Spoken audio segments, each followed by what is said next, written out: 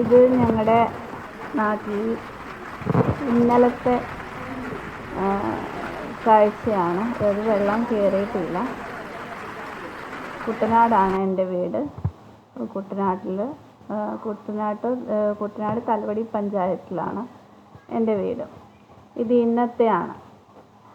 അതായത് പത്തനംതിട്ട ജില്ലയിൽ റാന്നി, കോന്നി എന്നിവിടങ്ങളിൽ വെള്ളം കയറുമ്പോൾ, അവിടങ്ങളിലെയൊക്കെ ഡാം തുറക്കുമ്പോൾ താഴ്ന്ന പ്രദേശമായ കുട്ടനാട്ടിൻ്റെ അവസ്ഥ ഇതാണ്.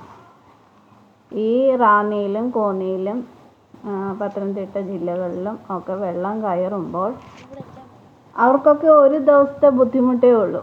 വർഷങ്ങളായിട്ട് എൻ്റെ ഓർമ്മ വെച്ച നാൾ മുതൽ ഞങ്ങൾ അനുഭവിക്കുന്ന ഒരു കഷ്ടപ്പാടാണിത്.